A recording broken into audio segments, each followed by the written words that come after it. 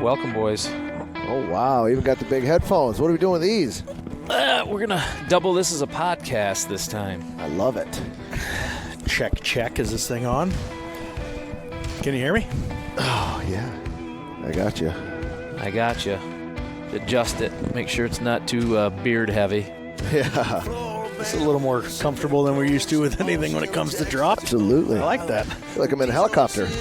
All right. Let's get this started. A decade ago, the idea of Dropped was born. The Keefer brothers were embarking on a journey that would not only win awards, but pioneer a new era of outdoor television production. With the conclusion of the 7th season, executive producer Jason Brown sits down with the Keefer brothers for a behind-the-scenes look at the evolution of Dropped. Well, 7 seasons. It doesn't seem like 10 years ago we came up with the idea of Dropped. And it wasn't Dropped at the time. It was whatever the working title was. But over the years, it's evolved into something that has created memories for us, memories hopefully for the audience. And I believe that we changed a few things along the way. Oh, no doubt. I mean, Dropped was an idea literally over a bottle of whiskey. It went from 10 days in Alaska to no food to what it is today. And I think we've challenged ourselves each season with like completely different challenges. Well, and every season's been different. The premise may stay somewhat the same, a 30 days, middle of nowhere, what you got on your back. But every trip is completely different. Yeah. You know, I'm going to blame the 30-day thing on you. Yes, it was me. You thought of that. Yep. But you know, at the time, it was a time in outdoor television where parody was everywhere, and we wanted to separate Drop from the rest. And we figured, 30 days, who's going to commit that? Yeah. To this day, there hasn't been a series based around that. No, and I also think, 30 days is one thing in the wild, but I think it's telling the whole story, everything that happens. The arc of what it is, I think is big game changer for us is there's nothing we don't show, and sometimes it's pretty brutal. Yeah, let's be honest. Hunting is not always success. I mean, the success for us is in the story of what it's like to be out there as brothers for 30 days, giving it our best shot. And that always doesn't work out. I mean, we've gone entire seasons where we haven't taken an animal. But that's the reality of the story, and I'm not scared to show that because I don't want people thinking that it happens every single time you go in the field, because the reality of that is it doesn't. You're way more unsuccessful than you are successful. Yeah, and that leads me to the hunts, right? I mean, there's been some big moments over the course of the 7 years in 7 seasons of Dropped. And what are some of your most memorable out of the 7? Oh, man. So for me, it's easy. It starts with that very first animal, that very first harvest, because up until that point in time, it was just an idea that we had. We knew we could be successful at it, but you still have that little moment of doubt in the back of your head. We'd pre-sold the show. We had a lot of partners that were lined up ready to rock and roll. And Maniac was special for me because it was my son's first birthday, my first son. I cried like a baby on the mountain. I cry sit here thinking about it, but that was the most special moment for me. Oh, I have to agree that it has to go back. We've had some amazing ones. We've had bear charges, all that great stuff. But I think the moose, in season 1, we had gone a long time without food at that point in Prayer Point. I mean, that was the first moose I ever saw in the wild. And it is giant, 65-inch, beautiful moose. So that was an amazing moment for me, the moose, because we needed it at that point. But I got to agree with Casey. Maniac was the one that solidified it. And that was one of the first times I've ever been brought to tears on a mountain. And I don't know if it was just the emotion and knowing that it was Ryder's birthday, everything that went into that, it made it real at that very moment.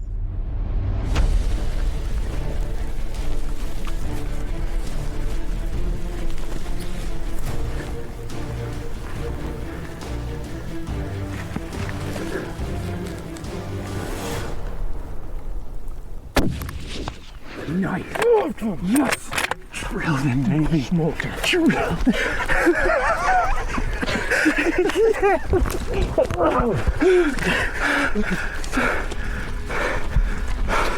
On top of the world. From down there. Oh my Lord. It's right there. Maniac. Crushed him, dude. Yes. Maniac. Oh my gosh. Look at that. We started. Oh, it just drilled him. Dude. That was awesome. Oh, that's one for the ages, right for the books, Joe. That is how you hunt mountain caribou in Alaska. Not to mention, today is my son's first birthday.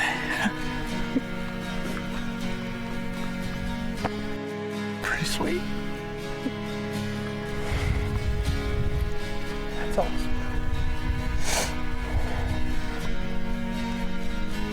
That's for Ryder.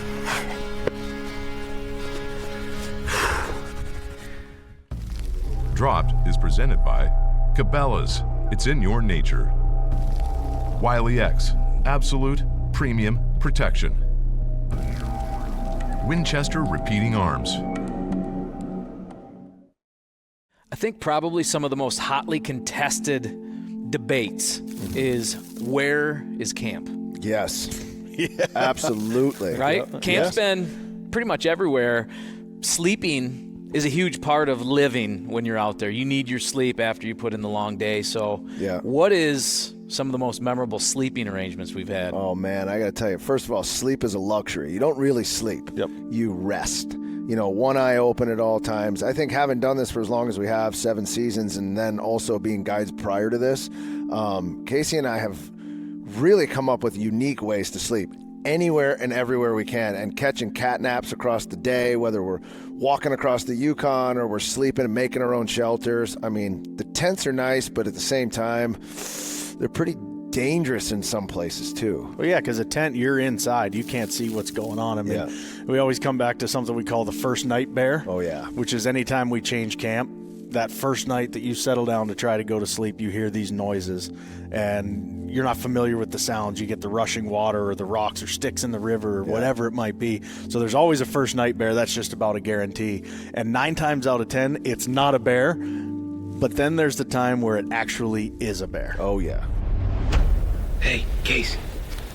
What? Do you hear that? What? It's a bear. It's over here. Right outside the tent. Hey. It's right here. You hear it? Where's that? It's right. Hey.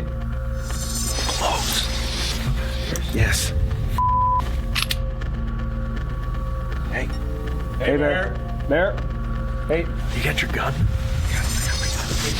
I gotta find my gun. I can't find anything there. Right here. Listen. Hey, Bear. Hey, Bear.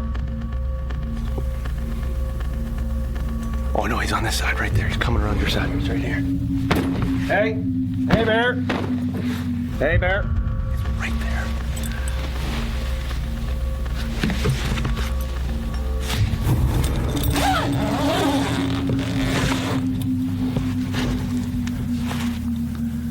Hey, Bear. I'm sweating right now. My heart pounding. My God, it's cold in here and I'm sweating. So close.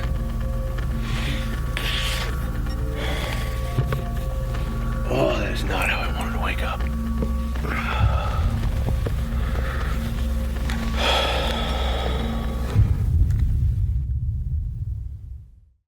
So there's a lot of serious moments when you're out there trying to survive, obviously. But we have our share of fun out there, too. There's been moments that live in infamy, in story, that we'll never forget. Oh, never. We try to have as much fun as possible. The thing about Dropped is it's really hard to laugh when you're starving. I mean, in all honesty, that's the hardest part about it, is like a lot of times we're fighting for every inch out there. So it's really hard to laugh and be funny, but there are moments 100%. You know, the time Chris hooked me in the face, for instance. I Which mean, time? He's done it way more Which than time? once.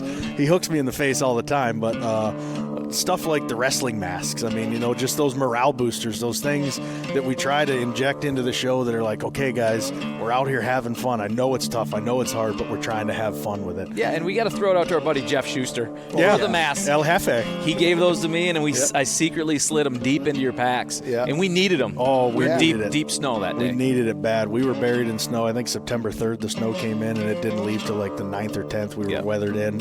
Feet of snow we were in. It was just brutal. So, yeah, we needed them. And then anytime you work in stuff like horses, I mean, naturally, you're going to get some outtakes. To this day, it's probably one of the funniest things I've ever witnessed in my life is Jason trying to get on a horse. And I know that horses are not his favorite, but I got to tell you something. I watched him try to get on that horse, and luckily, one of the guys at the time was running camera, got some behind the scenes of that, and we had struggled with his horse most of the time anyway, and trying to film off of a horse is very difficult. Oh, yeah. And I could just remember him trying to get up there, and the cameraman just gets worked. Hey! Come on, you it's stirrup. You mother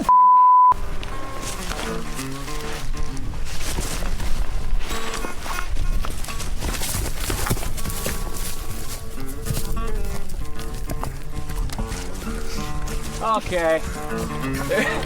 My horse is gone.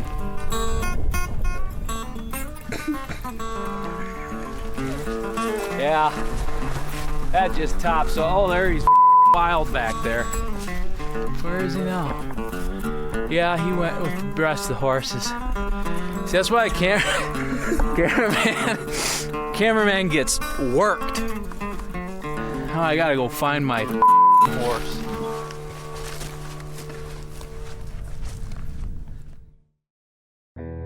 So food obviously plays a huge role since we don't bring any.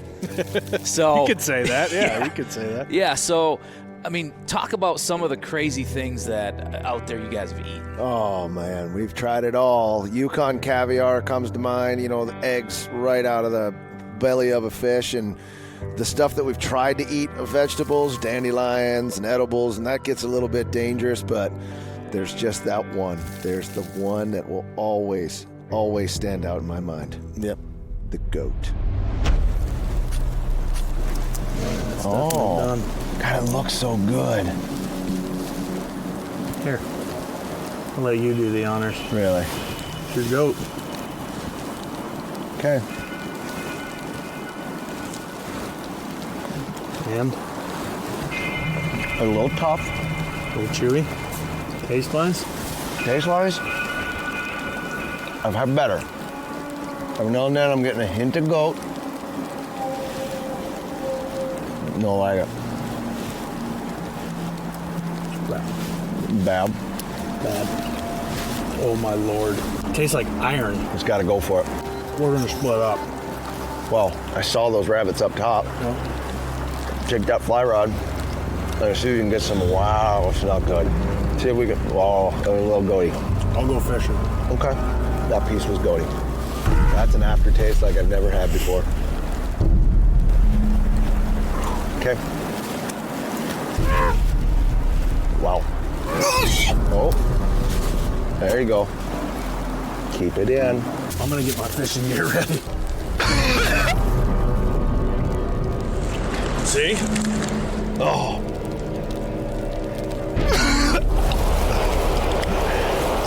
Oh. That is the worst thing I've ever had to eat in my life. Obviously, your brothers. Oh, yeah. Obviously. Obviously. Obviously.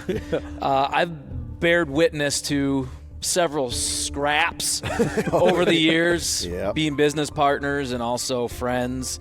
But when you're locked 30 days and remotely, and Yes. big decisions really need to be made every single day, you guys don't always see eye to eye. No, we don't. And that's something that I think that's actually a strength that we have, is the fact that we don't see eye to eye when we're out there, because we both have two totally unique hunting styles. We both think totally different about how we approach the hunt or the trip or moving camp or whatever it might be.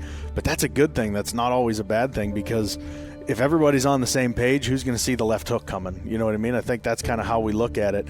I will say this, if anybody runs hot, it's him. Oh, yeah. So the guy runs real hot. Yes, I am running very hot. I've been known to run hot before. I think I probably, I don't know who starts our arguments. You do. Okay, so I start our arguments, and I usually finish them, and what I mean by that is I walk away in a very angry, like mad. I'm just pissed off. Upset. Upset about everything. And what makes me even more mad is that Casey is so calm in certain situations. He doesn't engage with my arguments. No. And that makes me even more mad that he doesn't engage. Like, I'm getting mad now thinking about him not engaging in my arguments. That's how you settle it in the bush, I guess. Just let him calm down. Walk away. Yeah. And the streets. And the streets. Walk away. Walk away. I can't walk away. I don't know what to do. We're in a situation right now, and I'm not happy about it.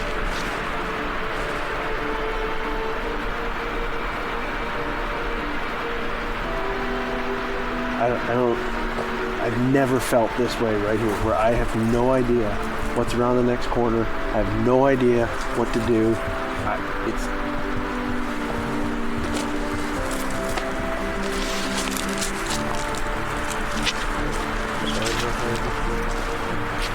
I mean, it's not like there's not moose here. There's moose all over this place. It's just trying to find a campsite where you can hear and see and listen and actually make something happen.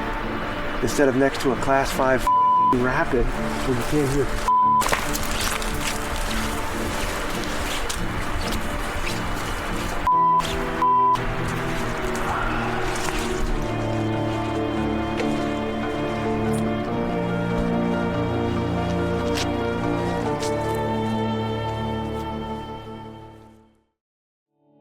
There's 2 big days in every season of Dropped. Obviously, the day we get dropped, the day you guys get dropped, is huge. It sets everything up for you. Yep. But the day you start looking forward to almost immediately, the minute you think about your kids or your family, your wife, is the extraction day. Getting to that point is successful because at that point we know that the story has been built, everything's behind us, and we're hopefully safely to that point and extracted. That is a big day. Extraction Day is a huge day. For me, Extraction Day is flat out the most bittersweet day of the whole trip, though. No doubt. Yes, you're looking forward to getting home to, your family. Just normal routine, a shower, food when you want it, how you want it, all these different things. Like, you're going back to the life of luxury, so that's awesome. But at the same time, like, for me, I'm built to be out there. I'm born to be out there. That's what I do. That's what I love. That's my passion in life.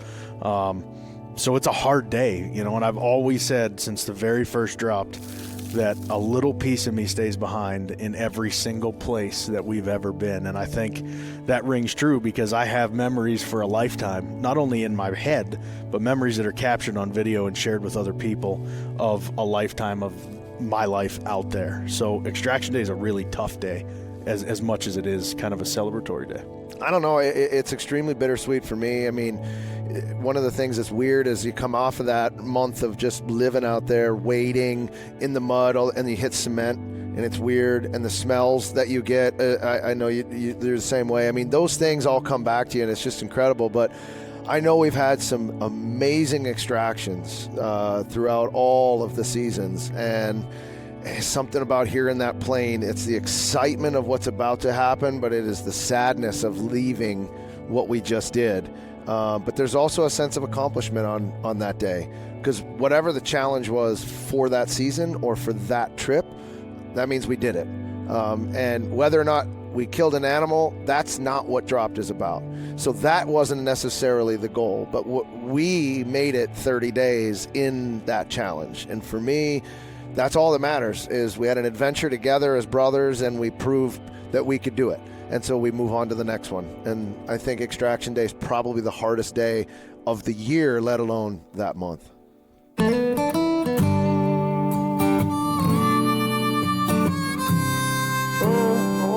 Big moments are made possible by the little things. The little things are the stepping stones that define life's journey. Like the sunrise melting last night's skiff of snow, clearing the way for just one more day on the hunt. Like the fire-roasted fish fillet that provided just enough energy to charge toward extraction. The little things make the big moments that much sweeter. Knowing what it took to earn that mouthful of red meat. Remembering what you endured when you're finally able to hug your wife and kids again. From the anticipation of the drop to the bittersweet moment of extraction. These are the lessons learned. to know where you belong, and to not take a single moment for granted. This has been, and always will be, the true meaning of Dropped. Much, just this old guitar. Lord, please carry me to the front door. To the front door.